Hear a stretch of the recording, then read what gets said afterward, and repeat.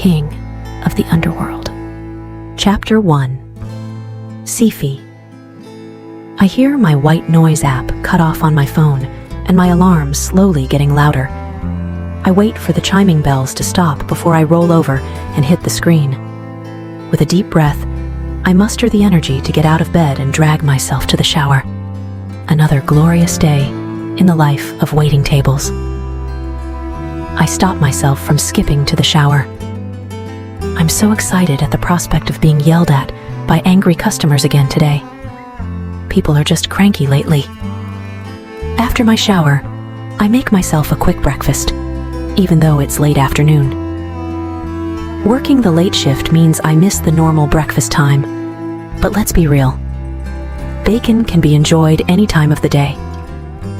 Once the dishes are done and washed, I grab my keys and my bag, locking the door on my way out. I live by myself.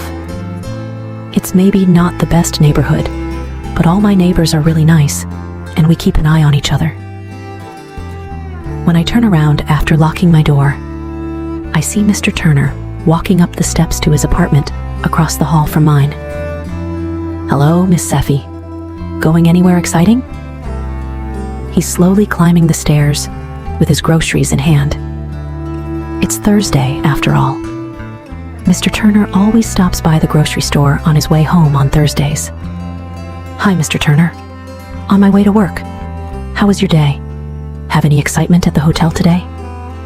No, not today, but I'm thankful for boring days, if I'm being honest. Mr. Turner worked the door at the most expensive hotel downtown. He's been the doorman for 32 years and knows every single influential person in the city as a result. Boring days give you more time to find my Mr. Perfect, right? I like boring days too, I chuckle. Mr. Turner laughs as he reaches his door and sets his groceries down to unlock it. Don't you worry, Miss Sifi. I'll find you the perfect man one day. You deserve it. I don't know about that, but I'll take all the help I can get. Have a great night, Mr. Turner. I'll see you in the morning, and as always, if you need anything, you call me. I waved goodnight to him as he walked in his apartment. My smile lingers as I jog down the steps to the parking lot. Having great neighbors really can make a huge difference in your living situation. Once I pull into the restaurant's parking lot, I find my normal parking space taken. I grumble to myself as I am forced to park farther away from the building now. I am nothing if not a creature of habit. Not getting my normal parking space means this is going to be a rough night. Hooray for Thursdays. When I step out of my car, I notice the storm clouds slowly rolling in. Inhaling deeply, I breathe in the sweet scent of incoming rain and relish the last moment of sanity before my shift starts. I can do this. It's not just any Thursday, it's the last Thursday of the month, which means that all the crime bosses in the city meet at this restaurant to discuss business. They reserve the back room and request that I serve them each time. I don't know if it's because I'm quiet, keep my head down most of the time, or if it's because I can remember what each boss likes and doesn't like, but they always request me.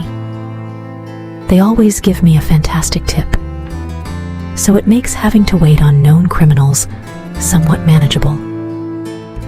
Their tips are single-handedly funding my savings account, which means I'll be able to move out of my questionable neighborhood sooner rather than later.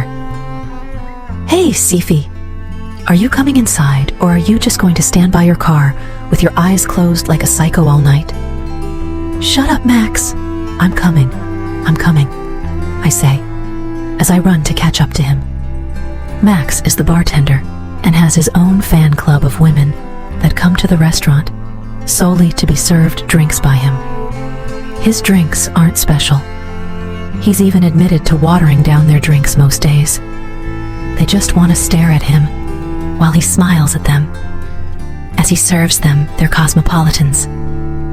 Max is tall, muscular, but a slender muscular. He looked like he could play in the NBA, not the NFL. His dirty blonde hair was shorter on the sides, but he was letting it grow longer on top. He said the women loved slightly longer hair these days, so he was conducting market research to see if longer hair got him more tips. Max had a boyish charm about him, but he knew how to use his emerald green eyes to get the ladies. One look from him, and most women would swoon. I was apparently immune to that look. He tried it often on me, but I would laugh every time. He said I was good for his humility, if nothing else. "Were you meditating just now? Do you need to find inner peace before the meeting tonight?" he teased as he opened the back door for me. "I was trying to find the strength not to smack you, a-hole," I laughed as I walked into the kitchen. "Oh, you wound me. I'm positive you will be able to find a woman to nurse your wounds in approximately 30 minutes, I say, as I look at my watch to see how long we have before the bar opens. From Thursday to Sunday, the women flock to the bar to see Max.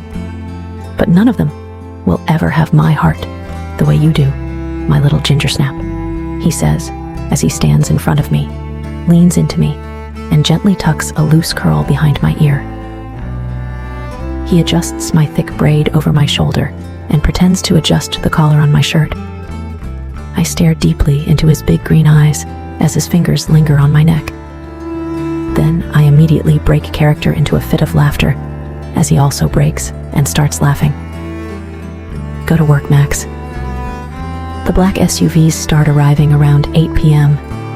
Max is completely swamped with single women vying for his attention at the bar, but still takes the time to run back to the kitchen like he's a 5-year-old and yells, "They're here," and then runs back to the bar. I shake my head, laughing at his antics, take a deep breath, and steady myself for the night ahead. The 6 bosses each come to this meeting with at least 2 to 4 additional people. Some are bodyguards, some are their children, and some are underbosses. The bosses are all very respectful, as are the bodyguards and the underbosses. It's the children that I loathe.